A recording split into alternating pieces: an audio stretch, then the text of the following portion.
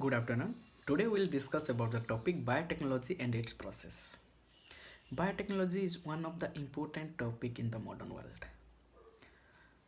We all know that in our day-to-day life we are eating different types of food, different types of medicines. We are injecting different types of injections for a good health. We are taking vaccines, right? So how is this getting possible?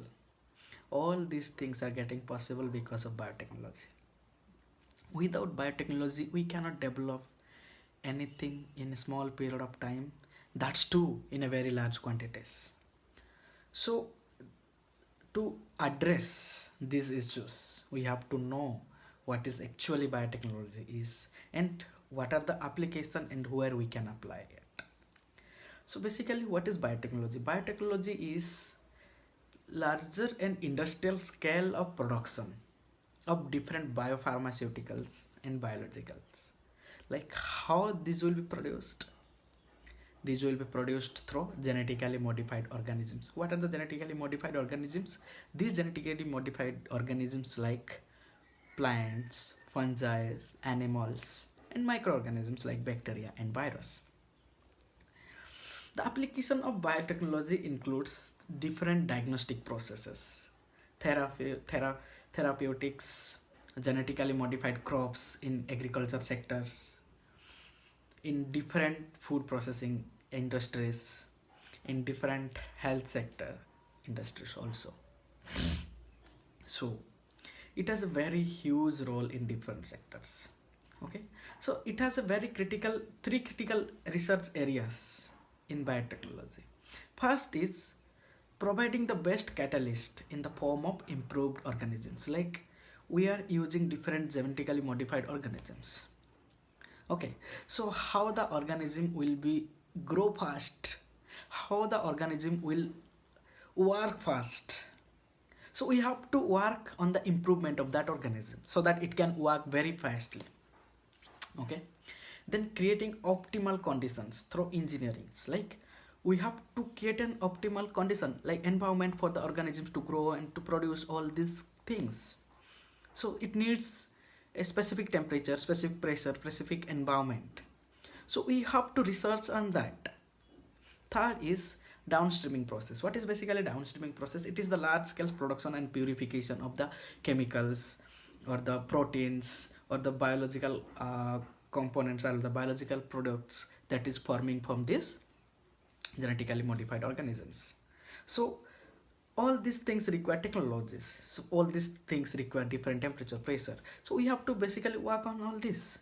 So it has very huge role in different agricultural sectors, in food sectors, okay, in medicines. We all know about green revolution. In agriculture sector we all heard about green revolution, right? We all know that MS Swaminathan is the father of green revolution in India. What is the basically what is the importance of green revolution? It is basically to tripling the food supply chain. I mean, in a short period of time, in a short area of land, in a very less of land, how we can produce large quantities of food grains. That's too in a very short period of time, and that's too rich with nutrients, fats, proteins, and different carbohydrates that is required for our growth. Okay, so in agrochemical industries also it is important. It has its importance. Okay, through genetically modified organisms we can make the crops more resistant towards the abiotic stress like drought, salt. Okay, reduce the reliance on chemical pesticides, because we are giving pesticides to the agricultural products like agricultural plants. No need to give food, no need to give these fertilizers if we develop them in a genetically modified way in the process of biotechnology, using biotechnology. Okay, it helped post harvest losses. Okay, it also enhance the nutrient value of the food, like vitamin A rich rice, golden rice. It has also enhanced the taste. We can develop whatever in our own way. we can enrich whatever we require in our food grains. We all know about bt cotton, that is bacillus thuringiensis cotton. Like, we all know what happens, there are some strains of bacillus thuringiensis produce proteins that kill certain insects.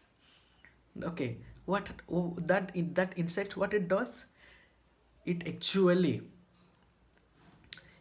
kills the worms, it actually destroy the balls in cottons. So by getting the gene of these organisms, if we inject it into the cotton plant, then automatically the cotton plant will produce these proteins. Okay, so there is no need to spray any kind of outer pesticide to the plants, and the cotton will automatically get resistance by itself against all these harmful animals and harmful microorganisms which are affecting their production.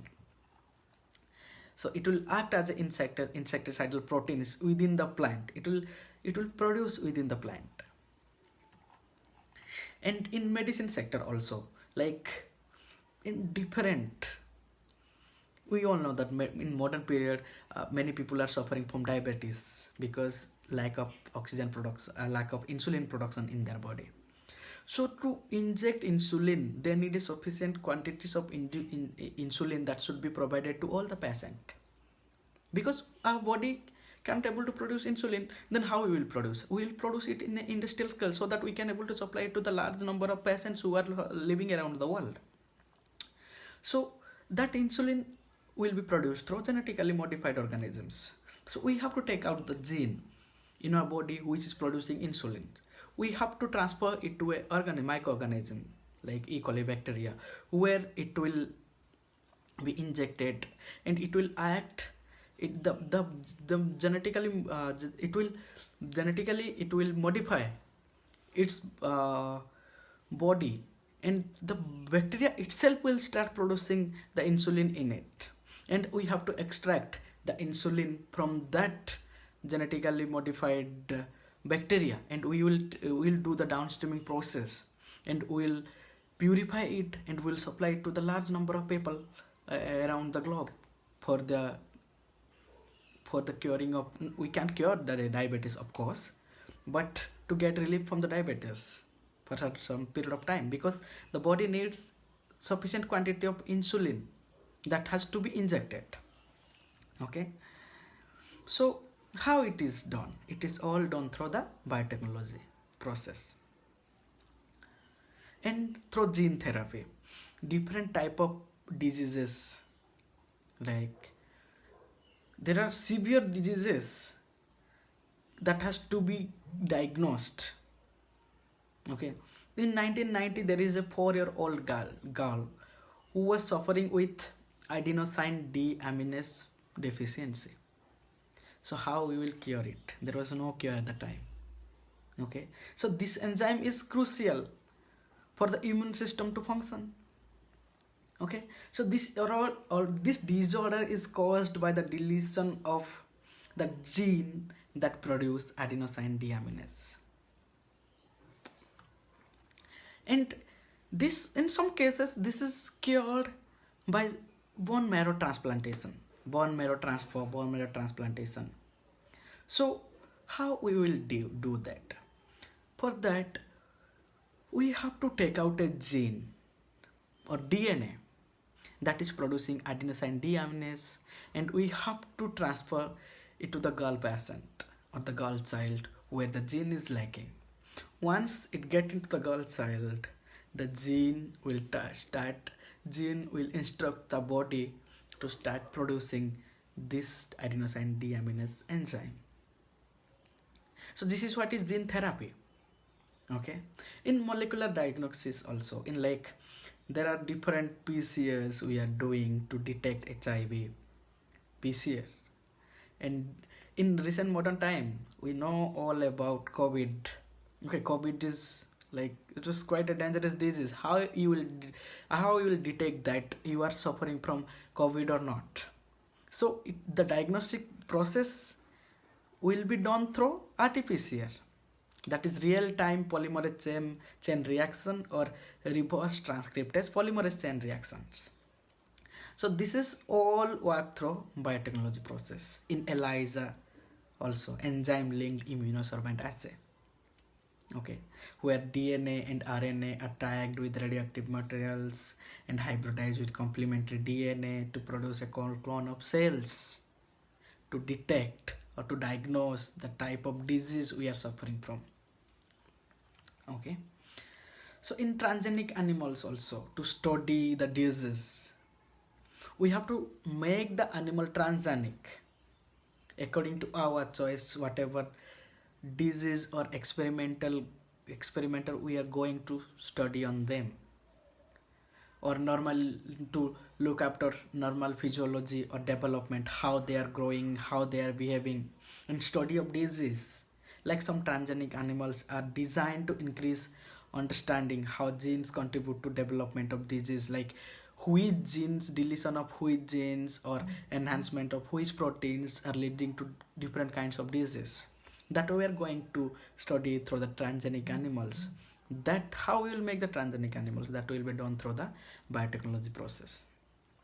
Okay, so in producing different kind of biological product also.